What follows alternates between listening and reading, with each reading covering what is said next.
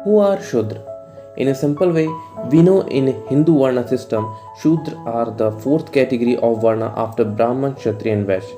Shudras are portrayed as the lowest and has been exploited by the upper caste, which is true but up to some extent.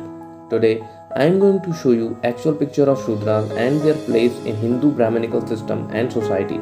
Since British time, Indian history is continuously getting distorted.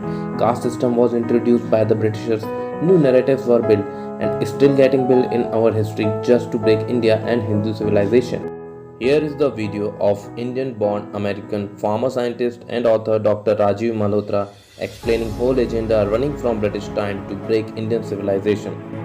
Is that this breaking India, the project to show India as not a legitimate state, not unified, is a very old project. It just has a new face, it gets reincarnated and born again in different forms. But this was going on in early times, British times. Many people have come and tried to break up India with the creating divisiveness. The whole Aryan-Dravidian divisive theory was born in the 1800s. I mean, if the Dravidians were truly a separate people, being so literate, being so prolific, they would have written about it themselves. They would have written about being oppressed by some North Indians, but nothing in the huge canon and huge library of Tamil works from thousands of years, nothing is there which complains about these outsiders coming and invading us. And nor is there a literature from the North saying that we went and invaded those guys. So this is entirely a new narrative built in the 1800s by British people.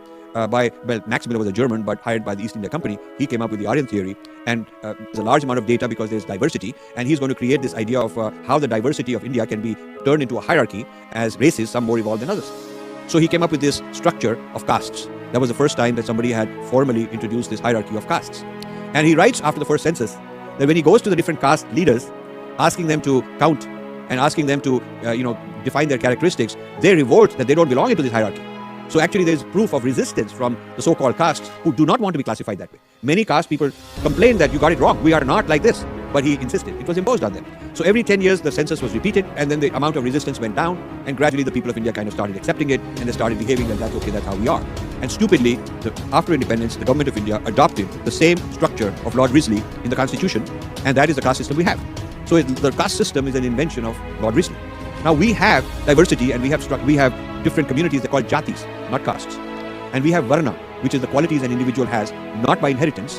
In the next clip, he is explaining how these forces are still active as earlier and getting fund from West.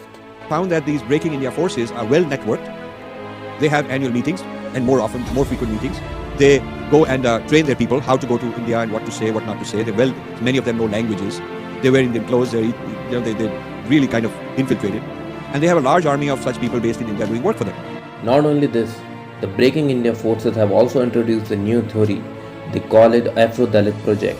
It is the project in which they are trying to link race-based exploitation of African American with Indian Dalits. This is also explained by Dr. Rajiv Malhotra in a better way. And he said he's part of this Afro-Dalit project. And I said, what the heck is that? I never heard of that. And he said, oh, it's an amazing project. And he started telling me that this is a project where they're teaching the Dalits of India that they are really the blacks and the non-Dalits are the whites. And the history of American racism is actually the story of India. And this whites oppressing blacks that happens in the United States is also the way to frame the Indian history. And they have come to establish brotherhood among Africans and Dalits, and to teach them that they've all been oppressed by the whites, and the whites are the non-Dalits of India. So it's kind of like a civil war project, trying to create a disruption. We all know since independence, all the political parties using Hindu caste just to come in power. This is the same method that was used by Britishers to divide us. Not a single political party sees us as a Hindu, but whole calculation is based on caste. They always remind us that before human, you are Yadav. Before Hindu, you are Dalit, and before Sanatani, you are Brahmin. Today, many politicians are using Dalit vote in the name of Baba Saheb Ambedkar. Some of them have successfully portrayed that Dalit and Shudras are actually not Hindu. No more to say, let us check what were the thoughts of Baba Saheb on this. You can pause the video and read it. The statement of Baba Saheb is totally different from what politicians are portraying. Let us come on the point that what is the place of Shudra in Hindu civilization? It has been always told to them that Vedas are totally Brahmanical texts and there is no place of Shudra in them. Well, I would like to show you shlokas of Yajurved which proves that Ved and Sanatan Dharma is not totally Brahmanical. The first one is Rucham Nudehi Brahmanishu Rucham Rajasu Naskridhi Rucham Vishayeshu Shudreshu Maidehi Rucha Rucham. which simply means Lord provide enlightenment compassion to all the Varnas including Shudra. You can pause the video and read the translation.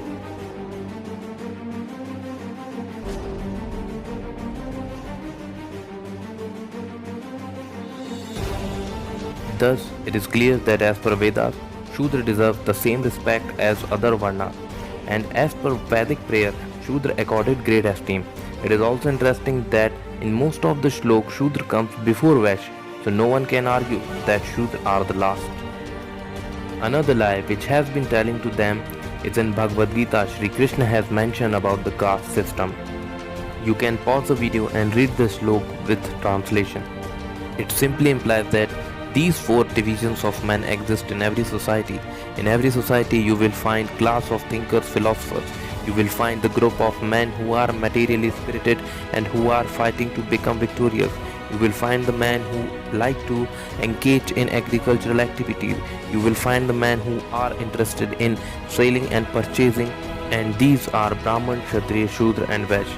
And to attain Krishna, that is spiritual enlightenment, you have to non-do from all these activities. Why would we left Ramayana in this context? Just check this video when Bhagwan Ram meets his tribal friend Nishad Raj, which explain everything about relationship of Ram and his tribal friend Nishad Raj. मेरे सरकार सरकार नहीं, सखा। सखा मित्र मित्र प्रभु आखिर आप आ ही गए ना हमारे गांव में। After this ancient time, if we talk about the modern history, Lord Macaulay in British Raj has introduced education system which had destroyed our Gurukul and Guru Shishya Parampara. He has wrote in his book about Shudra and their academic skill in Indian society. That's what Rajiv Dixit is telling us. इसमें बहुत बड़ी गलतफहमी है जो अंग्रेजों ने हमारे दिमाग में डाली कि ब्राह्मणों ने शूद्रों को पढ़ने नहीं दिया। ये सबसे बड़ी गलतफहमी और इसके आधार पर हिंदुस्तान के समाज में जो मार काट हुई है उसका मैं वर्णन नहीं कर सकता। आंकड़े बताते हैं कि मद्रास प्रेसिडेंसी में जितने गुरुकुल हैं उनमें पढ़ने वाले विद्यार्थियों में 72% शूद्र हैं, 28% द्विज समझते हैं, ब्राह्मण क्षत्रिय और वैश्य। तो ब्राह्मण क्षत्रिय वैश्य है 28% और शूद्र है 72%। लड़कियों की क्या स्थिति है? 100% लिटरेसी है लड़कियों में। कोई भी लड़की को घर में नहीं बिठाया जाता, स्कूल जाना ही पड़ता है। और कभी कोई लड़की की ऐसी स्थिति है कि वो स्कूल नहीं जा सकती तो गुरुकुल का अध्यापक घर आता है उसको पढ़ाने के लिए। ये सिस्टम है पूरे मद्रास ये वो लिख रहा है। और वो कह रहा है कि शूद्रों का प्रतिशत इसलिए ज्यादा है पढ़ाई में क्योंकि हिंदुस्तानी समाज में वो सबसे ज्यादा स्किल्ड लोग हैं जिनको हम शूद्र कहते हैं, सबसे ज्यादा स्किल्ड। जितनी टेक्नोलॉजी है वो सब उन्हीं के कब्जे में है।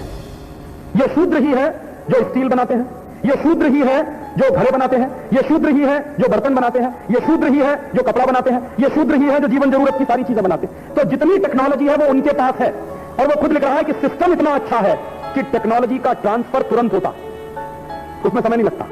माने एक बाप है उसने अपने बेटे को सिखा दिया, अब बेटा अपने बेटे को सिखा रहा, उसका बेटा अपने बेटे को सिखा रहा, माने पीढ़ी दर पीढ़ी हजारों साल वो टेक्नोलॉजी ट्रांसफर होती चली आ रही है कि उस समय बच्चे से लेकर बड़ों तक सब इन्वॉल्व है प्रोडक्शन में।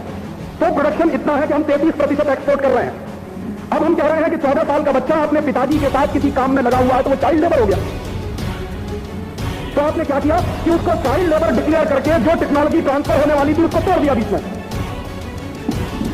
और कहां ले जाके पटक दिया आपने? किसी अंग्रेजियत के स्कूल में जहां वो ऐसी कोई टेक्नोलॉजी सीखने वाला नहीं, कभी नहीं जीवन में नहीं।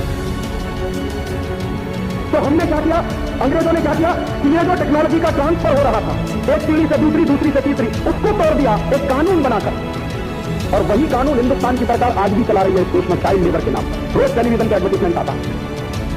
अब आप सोचिए कि यूरोप में मैंने मेरी आंखों से देखा है 14 साल के बच्चे अखबार देखते हैं, 12 साल के बच्चे अखबार देखते हैं, तो वहां कहा जाता है कि ये सेल्फ सफिशिएंट है, सेल्फ रिलायंट है।